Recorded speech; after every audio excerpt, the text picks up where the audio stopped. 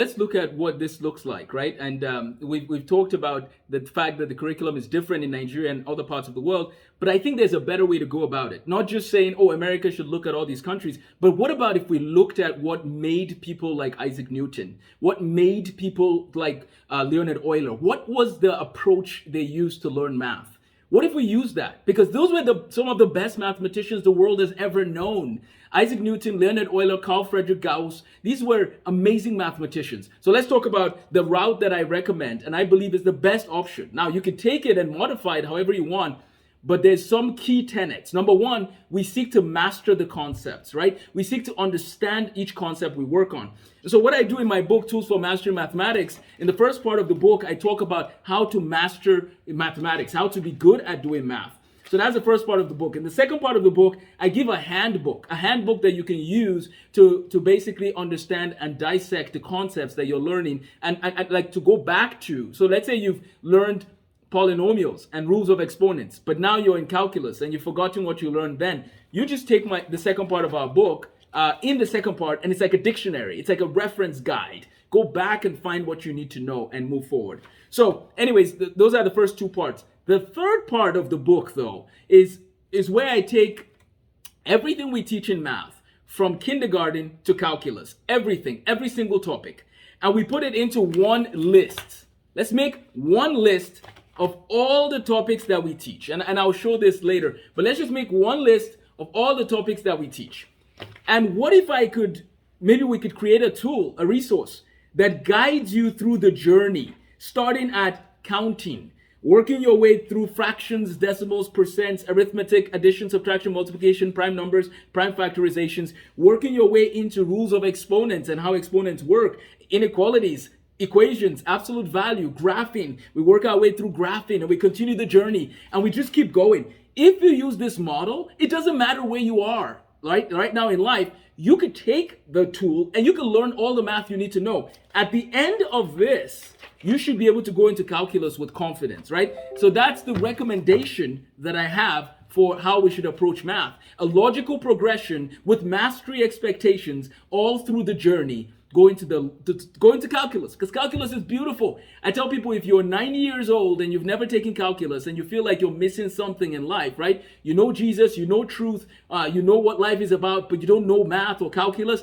We have the resource for you. We will give you calculus resources if you really want to enjoy it. So imagine if we kept that in perspective. We're training you to get into calculus and then to flourish. And you can do statistics as well. So let me show you a few of the books. Okay, there's a big stack over here. And I just want to go over these briefly and then we'll be done with the video. So this is the stack, but I'm going to just take it one at a time. So basically, we start with kindergarten, right? You help your students to understand, and even before kindergarten, shapes and certain numbers and letters and all of those details. But eventually, what we need to do, okay, let's say a student is ready to jump into formal math learning. We start with addition, right? We get a solid foundation with addition. This series called the Master Mathematics series is a very good resource. I was going to name my book Master Mathematics, and that's when I realized they had a resource out there. So that's why our resource is called Tools for Mastering Mathematics. So you start with addition, right? So we have that resource. When you've mastered and understand how to work with addition, you've mastered and understand how to work with subtraction, right? Again,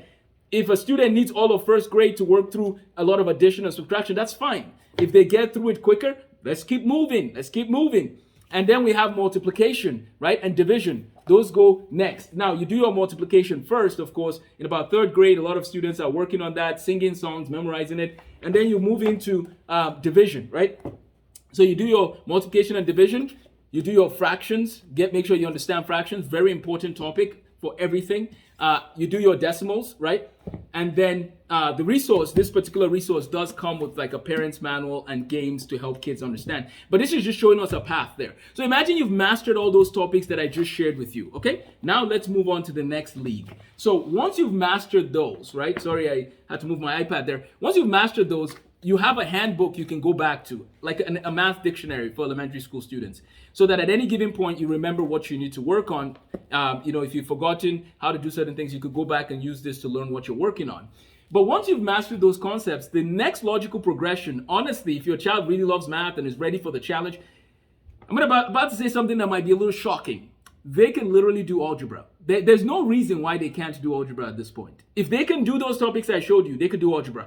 But let's say you say, no, we don't want Johnny in 5th grade doing algebra. He's going to look strange to his friends. Okay, sure. Do a pre-algebra course. This is a Redwood's pre-algebra textbook that you can print online. Go ahead and do a pre-algebra course. Guess what you're going to realize? You're going to learn fractions, decimals, percents, ratios, proportions, addition, subtraction, multiplication, division, all over again. And that's fine. Let's buy a year. Sure. Let's buy a year. So about 5th grade, let's buy a year and use a pre-algebra textbook.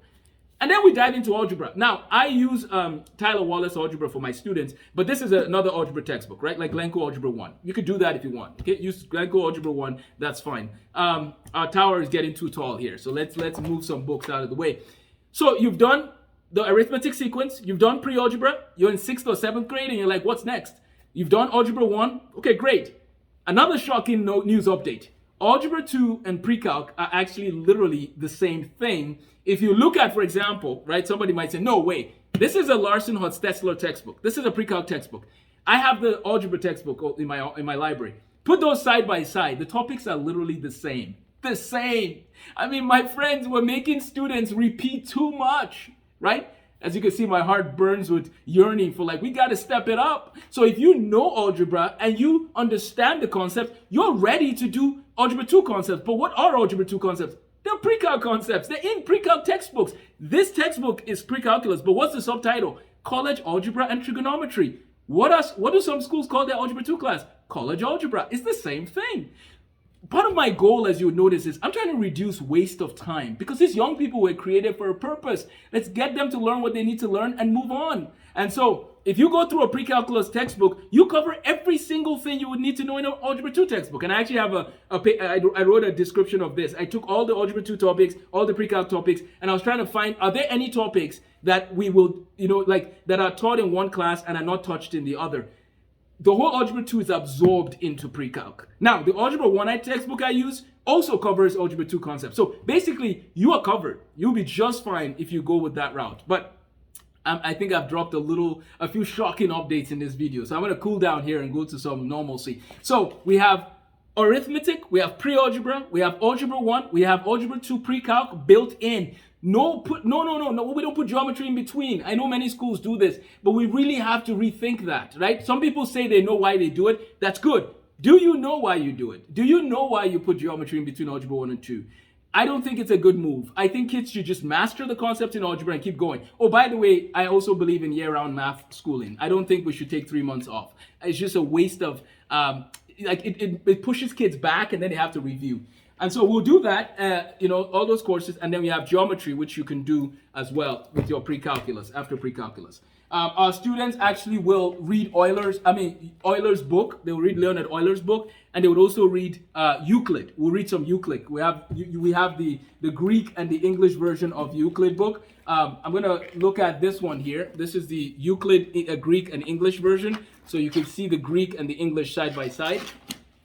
So that's a lot to chew on, but if we're going year-round, we can do this, right? And then this is our calculus textbook. So our goal is to work our way, get into calculus, and enjoy the process. Math is beautiful. Why are we teaching it in the way we teach it? Where many students sometimes don't love it, don't think it has any application.